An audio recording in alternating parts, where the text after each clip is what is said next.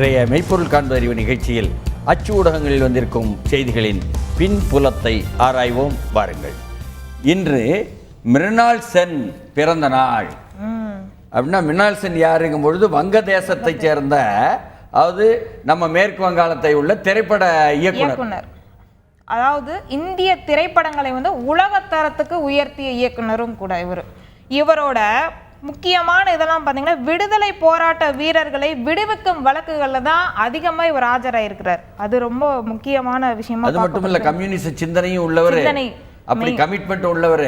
அதனால அப்படிப்பட்ட படங்களா எடுக்கிறார் போல இருக்கு. இவரோட கம்யூனிச சினிமாவும் இவரது இரண்டு கண்கள்னே வச்சிருக்கிறார். அவரோட கொள்கையே பார்த்தீங்கன்னா கம்யூனிசமும் சினிமாவும் தான் இவரோட இரண்டு கண்கள்.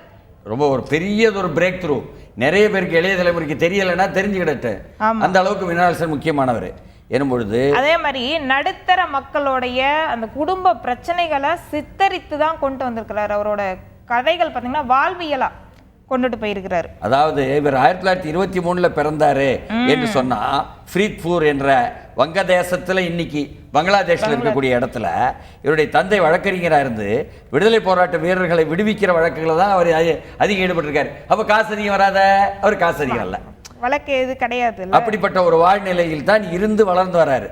அப்படி இருந்தும் கூட இவர் இயற்பியலும் கொல்கத்தாவில் பல்கலைக்கழகத்தில் முதுகலையும் பயின்றிருக்கிறார். ஓஹோ, அவ்வளவும் படிச்சுட்டு 1950 முதல் முழு நேர திரைப்பட பணிகள் இறங்கினார்.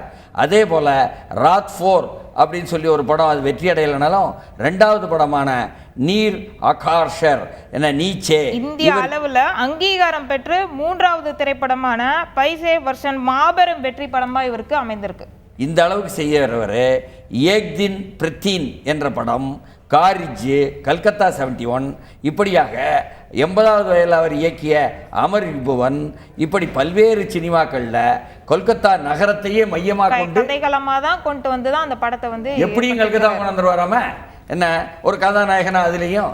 ஆனால் 30 திரைப்படங்கள், 16 குறும்படங்கள் என 4 ஆவணப்படங்கள் என்று இயக்கியவர் இன்றைக்கும் வாழ்ந்து கொண்டிருக்கிறார். 92வது பிறந்த நாளாக இன்ற நேரம்னா இந்தி, தெலுங்கு, ஒடிசா, வங்கம் 4 மொழி படங்களை இயக்கியிருக்கிறாரு.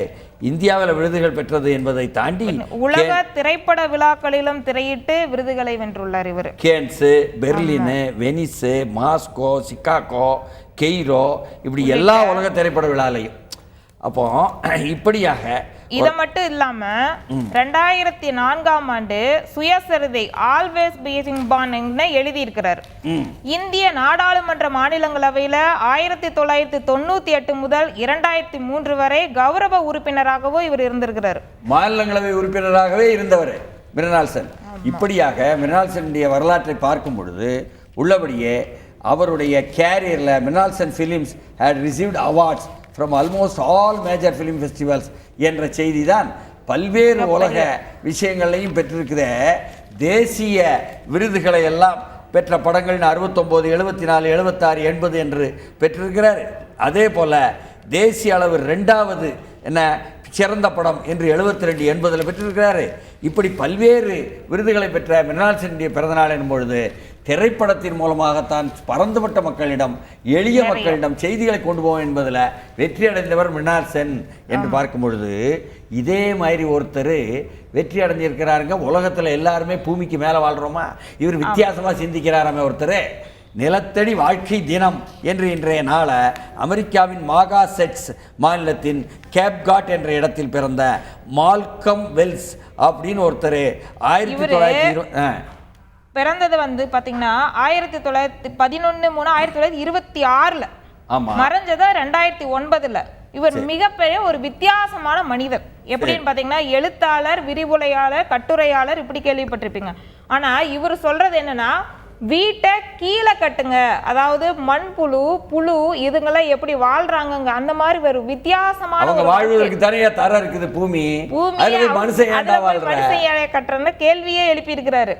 அதுவும் பார்த்தீங்கன்னா எப்படின்னா, இந்த இடம் தாவரங்களுக்கும் சிறு பிராணிகளுக்கும் விலங்குகளுக்கும் பறவைகளுக்குமே உரியதுன்னு சொல்லியிருக்கிறாரு.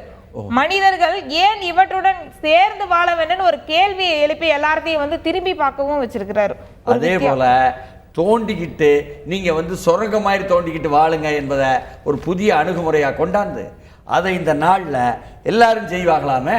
அதையும் செஞ்சிருக்கிறாங்க. அவரோட கருத்தையும் கேட்டு மக்கள் அப்படி வாழ்ந்தும் இருந்திருக்காங்க. வீட்டை வந்து கீழே பூமிக்கு கடியில குடியேறி வாழ்ந்தும் மட்டுமில்லாம நிலத்தடி வாழ்க்கையை மே 14 அமெரிக்க நிலத்தடி வாழ்க்கை தினமாக கொண்டாடணும்னு ஒரு தினத்தையே அவர் உருவாக்கி இருக்கிறாரு பாருங்க.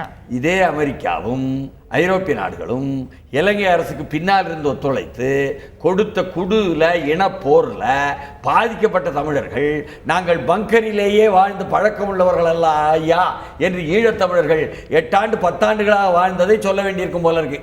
தேசிய தலைவர் பிரபாகரன் இந்த நேரத்தில் நாம் நினைவுபடுத்த வேண்டியது பங்கரில் முழுக்க நிலத்தடி வாழ்க்கையில் தான் வாழ்ந்திருக்கிறோம் என்று காட்டி வரலாற்றை படைத்தவர் என்பதை நாம் நினைவுபடுத்த வேண்டியிருக்கு. இந்த இடத்துல எப்படியும் மனிதர்கள் வாழறதுனாலதான் அந்த உலகத்துல இன்னும் சுவாரஸ்யமான விஷயங்கள் வந்து சில விஷயங்களை எடுத்து போயிட்டே இருக்கு வாழ்வியலா. அப்படி ஒரு சுவாரஸ்யமான விஷயமா இன்றைக்கு நம்ம பிரணாப் முகர்ஜி இருக்காரே குடியரசுத் தலைவர், அவர் தமிழ் அறிஞர்களுக்கு செம்மொழி விருதுகள்னு சொல்லி தில்லியில் குடியரசுத் தலைவர் இன்று வழங்குகிறார். தில்லி தமிழ்ச்சங்கத்தில் பாராட்டு விழா என்பதாகவும் அதுல தமிழுக்கான உழைப்பே தொல்காப்பியர் விருதுன்னு தொல்காப்பியர் விருதை இந்த நாளேட்டு ஆசிரியர் இருக்கிறாரு என்ன இரா கிருஷ்ணமூர்த்தி அவருக்கு தான் வழங்கியிருக்காங்க. ஆமா, இன்னைக்கு வழங்குறாங்க. அவர் என்னன்னா நாணயத்தில் சங்ககால சேர சோழ பாண்டிய மன்னர்கள் குறுநில மன்னர்கள் என்றும் நாணயங்கள் வெளியிடும் தொழில்நுட்பம் அறிந்தவர் அல்ல என்றும் சொல்லிட்டு வந்தாங்களே.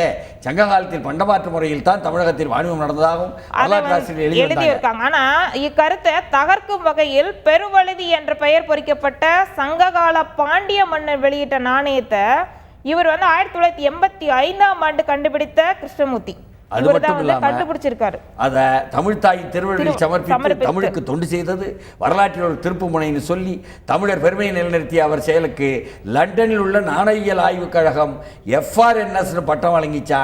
அதை நம்ம பிரணாப் முகர்ஜி இன்றைக்கு வழங்குறாராம். அவருக்கு மட்டுமல்ல, சண்முகம், மரியா வில்டன், ஐயப்பன், எழில் வசந்தன், ஜவஹர், சதீஷ், வெங்கடேசன், ஜெய் கணேஷ், தேவகி, அலிபா எல்லாருக்கும் செம்மொழி தமிழுக்கான விருதுகளை வழங்குகிற நாள்னு சொன்னா கொஞ்சம் வித்தியாசமான நாளாத்தாங்க இந்த நாள் இருக்கு.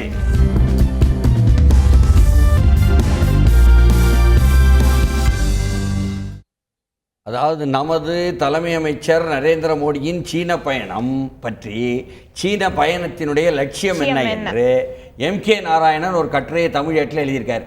யார் இந்த MK நாராயணன் கேட்டா, இவர் தான் தேசிய புலனாய்வு கழகத்தினுடைய தலைவராக தேர்வு செய்யப்பட்டு இலங்கைக்கும் இந்தியாவுக்கும் உள்ள உறவில் வலுவாக ராஜபக்ஷ அரசுக்கு ஆதரவாக இருந்து இனப்போர் என்று தமிழ் இனத்தை அழிக்க வந்த போருக்கு ஆதார சுருதியாக இருந்தவர் என்று பெயர் பெற்றாரே அந்த முன்னாள் மேற்கு வங்க ஆளுநர். அவர் எழுதுறாரு. ஆனால் இவர் சீனாவுக்கு தான் முதல்ல நெருக்கமானவர் என்பதனால, இவர் எழுதல் நிறைய விவரம் இருக்கு என்பதனால அதை கொஞ்சம் ஆழமாக பார்த்தாக வேண்டியிருக்கு. போரிடாமலே வெற்றி பெறுவது என்ற சூ சின்வின் பாதையில் தான் சீனா செல்லுது அப்படின்னு சொல்றாரு MK நாராயணன். அப்படின்னு இவர் சொல்றாரு. இதுல பாத்தீங்கன்னா ராணுவ தலைவர்களிடையே மோடி அங்க போறது பல நாடுகளோட தலைவர்கள் இல்லாம ராணுவ தலைவர்களிடம் ஆர்வத்தை ஏற்படுத்தி இருக்கு. இவர் போய் அங்க என்ன ஒப்பந்தம் பண்ண போறாருன்னு. எல்லா நாட்டுக்குமே வந்து போரிடாமலே ராணுவத்தை பயன்படுத்தாமலே கொண்டு போறதுங்கிறது அது இந்தியாவுக்கும் பொருந்தும், எல்லா நாட்டுக்கும் பொருந்தும். இவங்க எப்படி அந்த உத்தி பாருங்க, ராணுவத்தை பயன்படுத்தாமலேயே மென்மையான சக்தியை பயன்படுத்துகிற பிற நாடுகளை தனக்கு சாதகமாக வளைக்கும் உத்தி தான் சீனாவோட உத்தியா இருக்குது. அது நல்ல விஷயம் தானே, எல்லா நாடும் அப்படித்தானே செய்யும். ஆனால் தென்சீன கடலில் எல்லை தொடர்பாக தேவையில்லாமல் பிரச்சனைகள் கிளப்பப்படுகின்றன என்று அமெரிக்க அதிபர் பாரக் ஒபாமா டெல்லி வந்தபோது மோடி கூறியதால் சீனத்துக்கு ஏற்பட்ட கசப்புணர்வை போக்கை போது ஏதாவது செய்ய வேண்டும், சீனத்தின் நம்பிக்கையை வென்றாக வேண்டும், சீனத்துடன் பேசும்போது இதை இந்திய தரப்பு மனதில் கொண்டு பேச வேண்டும்னு இவர் எழுதுறாரு. இது உண்மையான நல்ல பாயிண்ட். ஏன்னா இந்த அமெரிக்காக்காரங்க உள்ள வர்றாங்க, பாரக் ஒபாமா வந்தாரு, மோடி கூட கை கொடுத்தாரு, அப்போ மோடி அவரை திருப்திப்படுத்தணும்னு என்னமோ தென் சீன கடல்ல சீன செய்கிறதெல்லாம் நம்ம காய முடியாது. ஏன் தென் சீன கடல் என்பது ஜப்பானுக்கும் சீனாவுக்குள்ள பிரச்சனை. உங்களுக்குள்ள பிரச்சனை கிடையாது, எதுக்கியா இப்படி தலையை கொடுத்தியோ மூக்கை நீட்டினியோ என்று மோடி அவர்கள் நீங்கள் ஒபாமாவை ஒப்பேத்ததுக்காக இப்படி ஒப்பேத்துமா செய்யலாமா என்று நாம கேட்டோம் நிகழ்ச்சியிலிருந்து. உள்ளபடியே நேற்றே நாம் சுட்டி காட்டியது என்னன்னா, ஜப்பானுடன் இருக்கக்கூடிய சில ஒப்பந்தங்களை அதற்காக தவிர்த்து விட்டு சீனாவை நீங்கள் தென்சீன கடல் சம்பந்தப்பட்ட விஷயத்தில் திருப்திப்படுத்த இந்திய அரசு முயற்சி பண்ணுதுன்னு சொன்னோம். இப்போ இதையும் சுட்டி காட்டுறேன். இவங்க அந்த வளர்ச்சியோட தாக்கத்தை பாருங்க. சீனா கடல் பயணகால பட்டுப்பாதை என்ற பழைய வாணிப பாதையை மீண்டும் புதுப்பிக்க எடுத்து வர துணிச்சலான நடவடிக்கையில என்ன பண்ணியிருக்குது சீனா ஈடுபடுது. அதுக்கு ஒரு 50க்கும் மேற்பட்ட நாடுகளை அதில் இணைச்சுக்கிறதுக்கு பார்க்குது, வழி தேடுது. நல்ல விஷயம். அதே சமயம் ஏன்னா அமெரிக்காவோ ஐரோப்பாவோ ஆதிக்கம் செலுத்துவதிலிருந்து இந்திய துணைக்கண்டமும் சீனாவும் ஒரு மாபெரும் நாடுகள் உலகத்தில் பெரிய ஒரு வர்த்தக சந்தை என்பதனால் இவர்கள் கைகோர்த்து கொள்வது ஆரோக்கியமான விஷயம்னு பார்க்க வேண்டியிருக்கு. ஆனால் இவர்கள் என்ன ஹூ ஜிண்டால், பிரதமர் வென் ஜியாபிங் என்ன போன்றவர்களெல்லாம் இருக்கும் காலத்திலேயே சாதுவான முகம் காட்டிச்சுன்னு டெங் ஷோபிங் காலத்திற்கு பிறகு உரிய காலம் வரும் வரை நம்முடைய திறன்களை மறைத்து கொள்வோம் இன்னும் உலக அரங்கில் சீனா எடுத்ததாக எம்.கே. நாராயணன் ஒரு விளக்கம் சொல்றாரு. அப்படி சொல்லும் பொழுது தன் மீது நம்பிக்கை வைத்து உறவு கொள்ளும் நாடுகளுக்கு தேவைப்படும் உதவிகளை கேட்காமலேயே எதிர்பார்ப்புகளுக்கு மேல் தானாகவே செய்வது கொள்கை சீனாவில் இருக்கிறது. நீ சீனாவில் உள்ள நல்ல அம்சங்களையும் சொல்றாரு.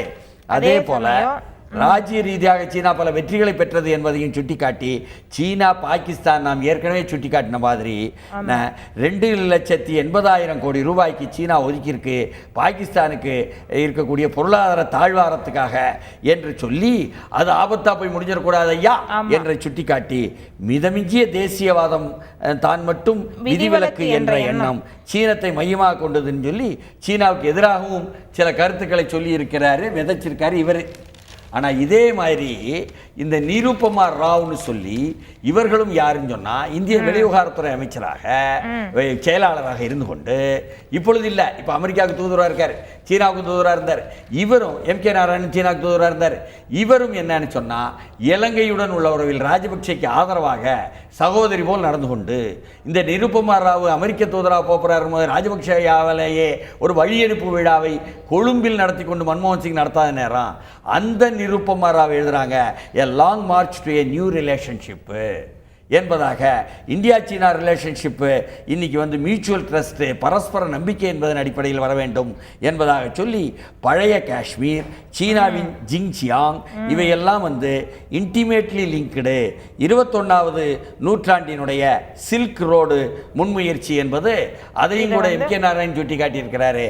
நல்லுறவுக்காக இவர்கள் வளர்த்தால் சரி, ஆனால் சீனாவுக்கு ஆதரவாக இருக்கணுங்கிறதுக்காக இலங்கையில சிங்கள பேரினவாதத்துக்கு ஆதரவாக போயிடாதீங்க ஐயா என்று நாம் சுட்டிக்காட்ட விரும்பினால் what Modi must del G என்று இன்னொருவர் எழுதுறாரு நம்ம சாமியர் சாலையேட்டில். அதாவது பார்டர் கொஸ்டின் ரொம்ப முக்கியங்கோ, அவங்க நம்மளை ஏமாற்றி விடுவாங்கங்கோ, இப்படி பயமுறுத்தி சீனா கூட உள்ள உறவுக்கு உடைச்சிருவாங்களோ நமக்கு தெரியல. India offers attractive economic opportunities in China as China moves to a new normal of 7% growth and banks on initiatives like Silk Routes to boost economic and strategic interest என்ற நல்ல செய்தியையும் இவர்கள் சொன்னார்கள் என்றால் வளரும் நாடுகளின் உறவுக்கு புதிய மைல்கல்லை ஏற்படுத்தும் 3 நாள் சீன பயணம் என்று கச்சேரி சாலை நாளேடு போட்டு சுற்றுலாத்துறையில் ஒத்துழைப்பு, சுரங்கம் கனிமவளத்துறையில் ஒப்பந்தம், பாரம்பரிய மருந்துகள் தொடர்பான ஒப்பந்தம் நீடிப்பு, இதெல்லாம் நல்ல விஷயம்னு அமைச்சரவை ஒப்புதல் பெற்று போயிருக்காராம்.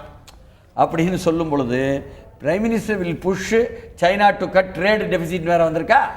இன்னொரு பக்கத்தில் அதாவது ஏற்கனவே சீனாவுடன் உள்ள உறவில் இந்தியா அவர்களுக்கு ஏற்றுமதி செஞ்சது என்பது குறைஞ்சிருக்கு, இறக்குமதி செஞ்சிருக்கு என்பது கூடியிருக்குன்னு 2010 2015 வரை ஒரு பட்டியல் போட்டிருக்காங்க அண்ணா சாலை ஆங்கிலேயடு.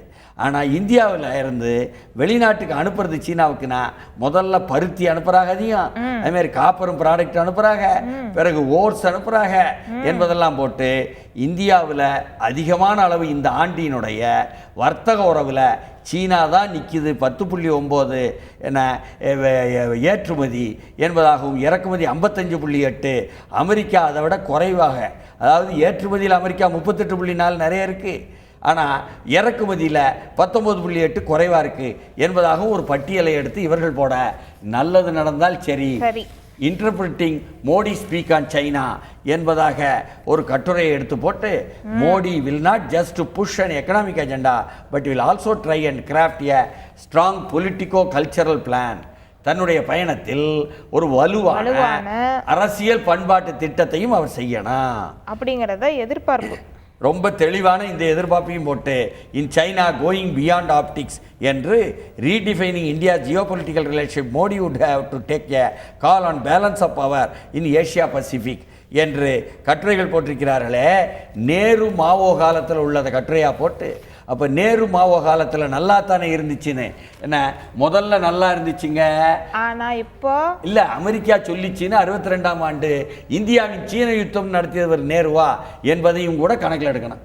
இவ்வளவு வில்லங்கமான விஷயத்தை விவரிச்சா இதே மாதிரி ஒரு விவரிப்பான விஷயம் வில்லங்கமாகி போச்சுங்க.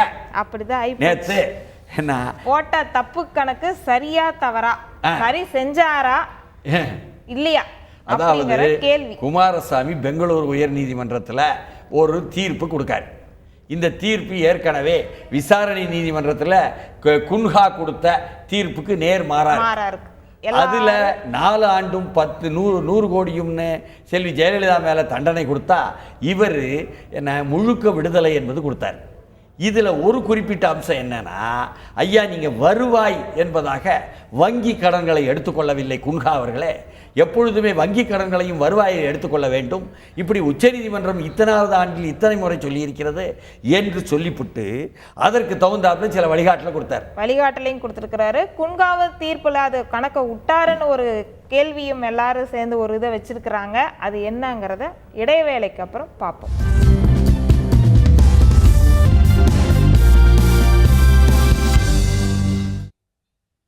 நேற்று பெரிய விவாதமே என்னன்னா, ஒரு பக்கம் ஒவ்வொரு அரசியல் தலைவர்களும் தமிழ்நாட்டிலேருந்து கொந்தளிச்சிட்டாவ, அதே போல் அங்கே ஆச்சாரியா கொந்தளிச்சார அந்த சிறப்பு அரசு வழக்கறிஞர் என்ன ஒரு நாள் போடப்பட்ட ஒரு நாள் கூத்துக்கு என்ன மீசையை வச்சான் அப்படின்னு சொல்லி போட்டு வந்தார, அவர் கொந்தளிச்சு ஐயா கணக்கே தப்பையா பிழையா, அதை அடிப்படையாக வச்சு தான் விடுதலை கொடுத்தாரு, அதனால் அது அடிப்படையில் 8 புள்ளி சொச்சம் வராதையா, உள்ளபடியே அவருடைய சொத்து நிதானமாக இருப்பதை விட அதிகமாக 77 புள்ளி வந்துடும் ஐயா என்றெல்லாம் அவர் ஒரு கணக்கை கொடுத்து தப்போ ரைட்டோம். அதில் மேலே நீங்கள் இது அடிப்படையாக வச்சு தான் விடுதலை, அதனால கிடையாது எல்லாமே மாற்றணும் அப்படின்னு அவர் கத்துறாரு. அதற்காக மேல்முறையீடு பண்ணோம்னு ஆச்சரியா சொன்னாருன்னு சொல்லி போட்டு நம்ம ஊர்ல இருந்து வைகோவும் கடுமையாக ஊர்ல போய் சொல்ல நாங்க செய்வோம்னு சொல்லி இருக்கிறாரு தேமுதிக தலைவர் விஜயகாந்த். கர்நாடக அரசு நீங்க செய்றீங்களா இல்ல நான் செய்யிட்டா அப்படின்னு ஒரு கேள்வி. தேமுதிக எப்படிங்க செய்ய முடியும்? அவருக்கு அது தெரியுமா தெரியாதான் நமக்கு தெரியலீங்களே. சரி, மேல்முறையீடை பற்றி இப்படி மேல்முறையீடு நீங்கள் செஞ்சே ஆகணும்னு இங்கிருந்து பாமகவில் பாலுவும் ஜிகே மணியும் போய் சீதாராமையை பார்த்து ஐயா நீங்கள் கொஞ்சம் மேல்முறையீடு செஞ்சிருங்க ஐயா ஒன்று அவர் சொல்கிறார். இன்னொரு பக்கத்தில் இங்கிருந்து வந்து இப்படி ஒவ்வொருத்தரும் ஜி ராமகிருஷ்ணன் உட்பட பார்த்தீங்களா தப்பு நடந்து போச்சு. அதனால அதாவது 851ஆம் பக்கத்தில் 852ஆம் பக்கத்தில் புள்ளி விவரங்களை பற்றி எந்த வங்கிகளில் வாங்கினார்கள் ஜெயலலிதாவும் சசிகலா உறவினர்களும் என்பதாக பட்டியல் போடும் பொழுது 1.5 கோடி என்று 851 போட்டதை 15 கோடி என்று இவர் போட்டதனால் 24 கோடி என்று மொத்தத்தில் வந்துவிட்டது. வங்கி கடன் வாங்கியது என்பதாக வந்து அப்படி வங்கி கடனை வருவாயாக எடுத்துக்கொண்டால் 10 கோடி வங்கி கடன் வாங்கியதை 25 கோடி என்று தப்பாக சொன்னதனால் 14 கோடி அதிகம் சொன்னதனால் நீங்கள் வந்து அதிகமான அளவுக்கு சொத்தை குவிச்சிட்டியோ, வருமானம் குறைவுதான் என்ற விஷயத்தை போட்டு அம்பலப்படுத்தி எல்லாரும் வாட்ஸ்அப்பில் கொடுக்காவோ முகநூலில் போடுதாவோ என்ன ஊடகத்தில் பேசுறாவோ இந்த புள்ளி விவரத்தெல்லாம் பேசிட்டாவ. அப்ப இதுல இன்னொரு புள்ளி விவரம் என்ன எடுத்து வச்சிருக்காங்கன்னா 88 லட்சத்தை 8 கோடியா சொல்லிட்டாரு, அது குன்ஹாவே திருத்தி இருக்கிறாருங்கிற ஒரு இதையும் முன் வச்சிருக்காங்க. அது எப்படி நாங்க நேத்து காட்சி ஊடகங்கள்ல பூரா இதை பற்றி பேச்சு காட்சி நடக்கும் பொழுது தந்தி தொலைக்காட்சியில் ஆயுத எழுத்தில் நடத்துனர் போட்டு திமுக காரர்கிட்ட கேள்வி கேட்கும்போது இது மாற்றி போட்டது தப்புத்தேன், அதே மாதிரி எல்லோருமே மாற்றி போடுவாங்க போல் இருக்கு. 1000 சொச்சம் பக்கம் எழுதின குன்ஹாவினுடைய தீர்ப்பு, 919 பக்கம் எழுதின குமாரசாமி தீர்ப்பு, ரெண்டுலேயுமே இந்த மாதிரி கணக்கு வழக்கில் மாற்றி போடுறது நடந்திருக்கு. அவரும் கூட இப்படி நகைகளை கணக்கு பார்க்கும் பொழுது ஒரு அன்றைய சூழலில் இருக்கின்ற கணக்குப்படி 433 ரூபாய் தான் ஒரு கிராம் விலை என்று சொன்னால், நீங்கள் இருக்கின்ற நகைகளுக்கு 88 லட்சம் சொச்சம் தான் வரணும். 8 கோடி சொச்சம்னு ஓட்டி எழுதி போட்டாரு. பிறகு தீர்ப்புக்கு முன்னால திருத்தி போட்டாரு.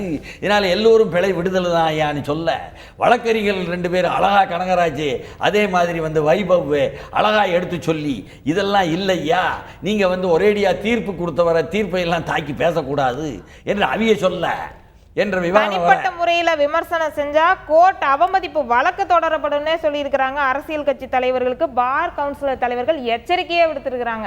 நீங்க சொல்வது தமிழ்நாடு புதுச்சேரி பார் கவுன்சில் தலைவர்கள் இப்படி நேரடி எச்சரிக்கை கொடுத்துட்டாங்க. சும்மா போட்டு இது பண்ணாதீங்க. அப்ப இனிமே எதிர்க்கட்சிகள்லாம் தமிழ்நாட்டில் வாயை மூடி பேசா என்று நம்ம கேட்டா, இந்த நேரத்துல தான் தீர்ப்பையே கேள்விக்குள்ளாக்கிய கூட்டல் கணக்கு என்ன செய்ய போகிறார் குமாரசாமி என்பதாக மார்க்சிஸ்ட் கட்சி தன் ஏட்டில் இப்ப எப்படி அப்படின்னு போட, இன்னொரு பக்கத்துல என்ன செய்ய போறார் என்பதுதான் ஐயா நான் போனேன்னு குமாரசாமி நேரடியா போய் அங்க தன் உதவியாளர்களை கூப்பிட்டு ஆலோசனை நடத்தி இருக்கிறார்.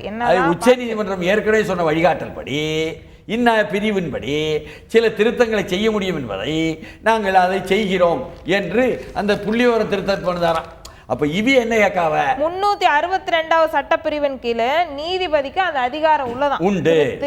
எழுதுறதுக்கு உண்டான அதிகாரம் எங்களுக்கு, தீர்ப்பை மாற்றி எழுத அதிகாரம் கிடையாது. திருத்தி அதாவது எழுத்து பிழைகளை திருத்த, கணக்கு கூட்டல்ல திருத்த, இதெல்லாம் அதிகாரம் உண்டா? இதுதான் உச்சநீதிமன்றம் கொடுத்துருக்கு. அதுதான் செய்தாவோ. அதுக்கு மேலே உள்ள விவகாரம் வில்லங்கம் சர்ச்சை வந்துச்சுன்னா அது உச்சநீதிமன்றத்துக்கு தான் மேல்முறையீட்டுக்கு போகணும். அப்படின்னு வரும்பொழுது இதை திருத்தி கொடுத்தா சரின்னு ஒத்துக்குவாங்க போல் இருக்கு கர்நாடக அரசு. நமக்கு தெரியல இது எப்படியோ, ஆனாலும் கூட இதுதானே அடிப்படை, இதுதானே அடிப்படை, இதை வச்சுக்கிட்டு தானே நீங்க சொத்து குவித்தலாம் இல்லையான்னு சொன்னியோ என்று அப்படியே எதிர்த்தரப்பில் தக்க தக்க தக்க தக்க தக்கன்னு கொந்தளிக்க, உள்ளபடியே நாம் நிதானமாக பார்த்தோம் என்றால் சொத்து குவிப்பு வழக்கு என்பதில் தெளிவான குமாரசாமியினுடைய அந்த 919 பக்கத்தில் இதுவும் ஒரு அம்சம், முக்கிய அம்சம் இல்லை என்று சொல்லவில்லை. இந்த புள்ளிவிவர கணக்கு எடுத்துக்கணும். ஆனாலும் கூட அவர் சொல்றாரு கூட்டுச்சதி என்று ஒரே இடத்தில் வாழ்ந்ததனால் மட்டுமே சொல்ல முடியாது, ரத்த உறவுகள் கிடையாது. இவர் வங்கி கணக்கிலிருந்து அவருக்கு கொடுக்கவில்லை. 2 பேர் பங்குதாரர்கள் என்றால் இவருக்கு இவரும் அவருக்கு அவரும் தான் வருமான வரி செலுத்தியிருக்கிறார்கள். இப்படி பல்வேறு விஷயம் இருக்கு ஐயா. அந்த தீர்ப்பில் விடுதலை கொடுப்பதற்கு பல்வேறு காரணங்களை சொல்றார் ஐயா. இது மட்டும் இல்லையா என்பதையும் நாம் சுட்ட வேண்டியிருக்குது என்று சொன்னால், உள்ளபடியே அதை நீங்கள் எடுத்துக்கிட்டு போங்க மேல்முறையீட்டுக்கு என்ற கேள்விகளுக்கு என்ன, ஜெயலலிதா வழக்கில் மேல்முறையீடு ஓரிரு நாளில் கர்நாடகா முடிவு, முதல்வர் சீதாராமையா உறுதி, நாங்கள் எங்கள் சட்ட அமைச்சர்கிட்ட சொல்லியிருக்கிறோம். இதை எடுத்து அந்த தீர்ப்பு 919 பக்கத்தையும் ஆய்வு பண்ண சொல்லி அதை ஒட்டி நாங்கள் முடிவு பண்ணுவோம். அதனால் ரொம்ப அவசரப்படலை, நான் நிதானமாக இருக்கேன்னு சீதாராமையா நிதானமாக இருக்கார். நாம கேட்பது இங்கிருந்து போய் சீதாராமையாவை பார்த்து பேசி நம்ம ஏன் நிர்பந்தம் பண்ணக்கூடாதுன்னு அந்த எதிர்க்கட்சி இல்லை மக்கள் மன்றத்தில் இருக்கிற பெரிய எதிர்க்கட்சிகிட்ட வந்துச்சான். அப்போ அதனுடைய பெரிய தலைவர் சொன்னாராம், சும்மா கடங்க ஐயா, பிரச்சனையை கிளப்பாதீங்க ஐயா, நாளைக்கு நமக்கும் வரும் ஐயா. இப்படியாக யார் போடுதாகனா மருத்துவர் ஐயா, அவர் தொலைக்காட்சியில் இப்படி போட்டு அம்பலப்படுத்துறார் ஐயா, நமக்கு தெரியாது ஐயா என்று சொன்னால், இந்த வில்லங்கங்களுக்கு மத்தியில் தான் இன்னொரு வில்லங்கம் புதுசா வருது. அரசு விளம்பரங்கள் இல்ல, அதற்கு முன்னால இதை ஒட்டியே தவறுதலான கூட்டுத்தொகையை ஆதாரமாக வைத்து ஜெயலலிதா சொத்து குவிப்பு வழக்கில் நீதிபதி குமாரசாமி வழங்கிய தீர்ப்பை திரும்ப பெற கோரி கர்நாடக உயர்நீதிமன்றத்தில் முறையிடச் சென்ற உச்சநீதிமன்ற வழக்கறிஞர் கிருஷ்ணமூர்த்தி கடத்தப்பட்டார். திருப்பத்தூரில் தமிழக போலீசார் பிடித்து சென்றதாக தகவல்.